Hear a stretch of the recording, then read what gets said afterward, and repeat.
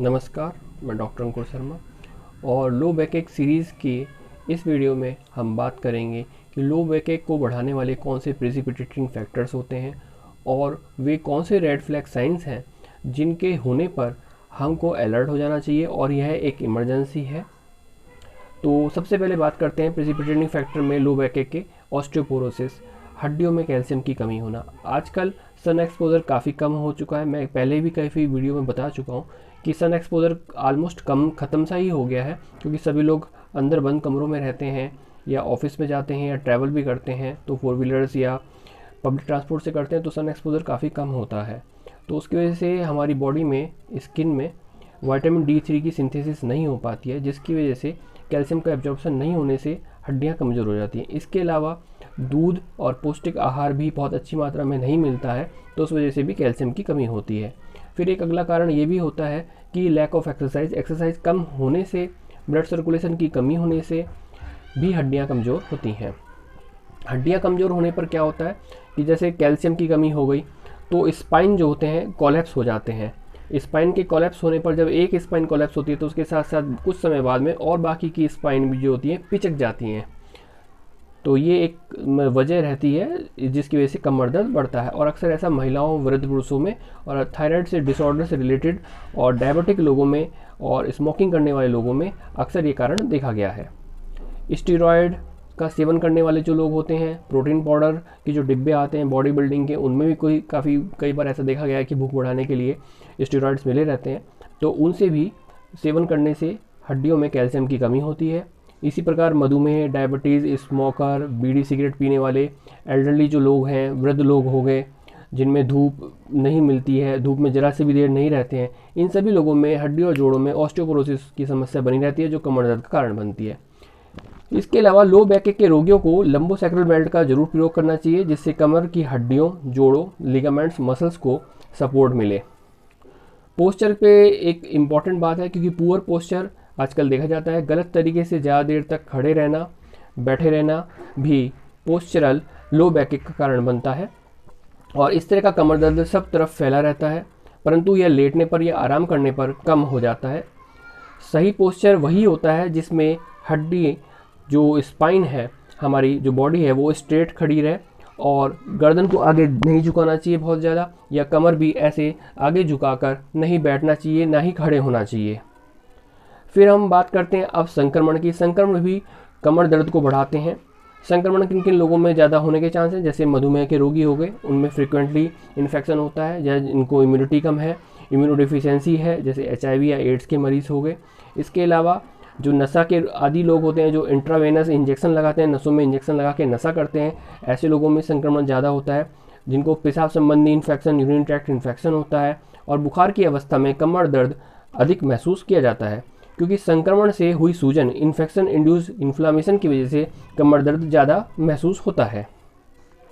इसके अलावा जिन लोगों को पहले से कोई स्पाइन की सर्जरी हुई है या कोमोर्बिड कंडीशन है, उन लोगों को भी बार बार इन्फेक्शन होने के चांस रहते हैं। ट्यूबरकुलोसिस, जिनको टीबी हो चुकी है, उनको भी कमर की हड्डी की टीबी होने से कमर दर्द होने की संभावनाएं बनी रहती हैं। रेड फ्लैग साइंस कौन कौन से हो सकते हैं? रेड फ्लैग साइंस वो हैं जिनके कमर दर्द में साथ में कुछ और एसोसिएटेड सिम्टम्स होने पर डॉक्टर को और उनके मरीज व मरीज के परिजनों को अलर्ट हो जाना चाहिए कि यह एक इमरजेंसी है। जैसे यदि किसी कमर दर्द में कमर दर्द के साथ साथ मल मूत्र के त्याग में किसी प्रकार का बदलाव आ रहा है, पेशाब करने में कोई रुकावट आ रही है, या लैट्रिन करने में कोई रुकावट आ रही है, कोई कठिनाई है, कोई चेंज आप नोट करते हैं, या फिर चलने फिरने में कोई परेशानी नज़र आ रही है, तो इसमें चिकित्सक को तुरंत बताना चाहिए। ये तंत्रिका तंत्र विशेषज्ञ, ये न्यूरोलॉजिस्ट, न्यूरोसर्जन की देखरेख में उपचार करना ठीक रहता है।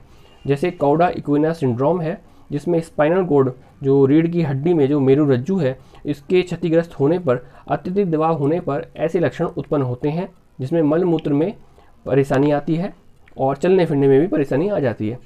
50 वर्ष से अधिक आयु के जो लोग होते हैं, अगर उनको रात्रि काल में या आराम करते वक्त, रेस्ट की कंडीशन में भी अगर कमर दर्द होता है, वजन कम होता है, और जब इनका कमर का एक्सरे किया जाता है तो एक्सरे में पेडिकल बोन डिस्ट्रक्शंस के साइन मिलते हैं, फीचर्स मिलते हैं, तो ऐसे संभावित है कि ऐसे लोग अगर स्मोकिंग भी करते हैं तो उनको कैंसर हो सकता है, कि बोन का कैंसर हो।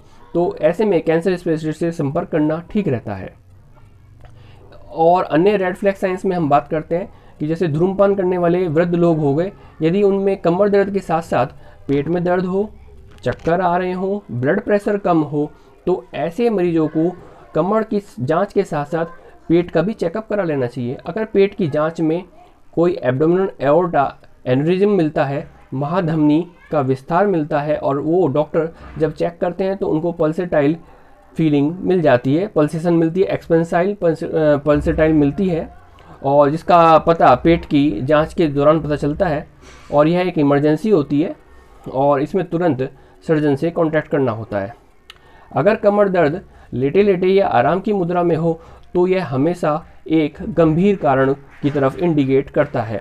इसमें सावधान रहना चाहिए। इसमें स्पाइन के ट्यूमर, स्पाइन की टीबी, स्पाइन का ट्रॉमा और एंकलोजिंग स्पॉन्डिलाइटिस होने की संभावना रहती है। शरीर में कहीं पर भी कोई हलचल हो या नहीं हो, तब भी अगर कमर दर्द बना रहे और करवट लेने पर भी कमर दर्द हो, वजन कम हो, रात को हल्का हल्का बुखार रहे, पसीने आए, बदन टूटे, और साथ में अगर कोई ये नोट करे कि कमर में कोई हल्की सी पीछे की तरफ गांठ बन गई है, जिसको गिब्बस भी कहते हैं चिकित्सा की भाषा में, तो ऐसा संभावित है कि उनको टीबी होने की संभावना है। अगर परिवार में पहले से किसी को टीबी है या फेफड़ों की टीबी हो चुकी है या आने जाने या रूम पार्टनर को टीबी है, तो ये इंडिकेट करता है कि हो ना हो रीढ़ की हड्डी में टीबी होने के बहुत अधिक चांस हैं। तो ऐसे में चिकित्सक से सलाह करके और जांच करानी चाहिए। ये पॉट्स स्पाइन कहलाती है बीमारी।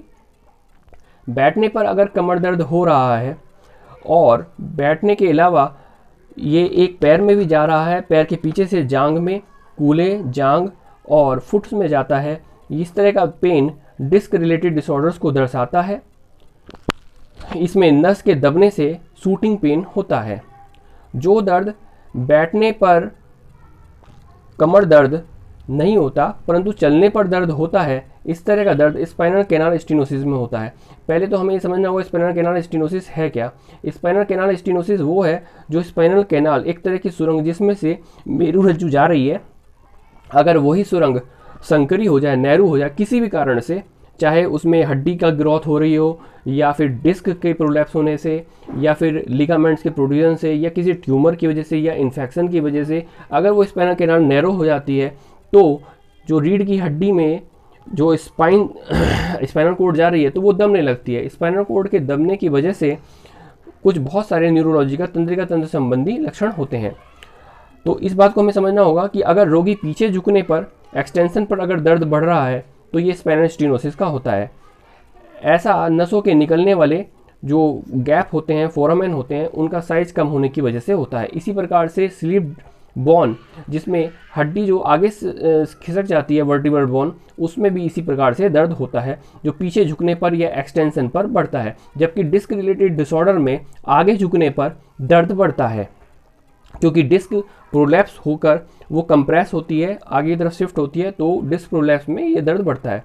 अगर पैरों की काफ मसल्स के अंदर पिंडलियों में दर्द या भारीपन महसूस हो रहा है, साथ साथ कमर दर्द, पैर व कूलों में दर्द है, तो ये स्पाइनल कैनाल स्टेनोसिस को इंडिकेट करता है। अगर किसी कमर दर्द के रोगी को चलने फिरने में परेशानी हो, गेट रिलेटेड डिसऑर्डर हो, तो ये स्पाइनल कैनाल स्टेनोसिस को बताता है। इसमें एमआरआई करना आवश्यक होता है। अगर साइकिल चलाने पर कमर दर्द व पैर की पिंडलियों, काफ मसल्स में दर्द कम होता है तो यह स्पाइनल कैनाल स्टेनोसिस को सूचित करता है। अगर साइकिल चलाने पर पिंडलियों में, काफ मसल्स में दर्द बढ़ता है तो ये रक्त वाहिनियों के अवरोध होने को दर्शाता है, जैसे वास्कुलर क्लॉडिकेशन, जिसमें पैर व पिंडलियों की रक्त की आपूर्ति करने वाली रक्त वाहिनियाँ बाधित होती रहती हैं। आशा करता हूँ कि आपको ये रेड फ्लैग साइंस और इसके अलावा जो प्रिसिपिटेटिंग फैक्टर्स हैं लो बैक को बढ़ाने वाले, आपको सब समझ में आए होंगे। अगर ये वीडियो आपको अच्छा लगता है तो इसको लाइक करें, शेयर करें, सब्सक्राइब करें। जय हिंद, जय भारत।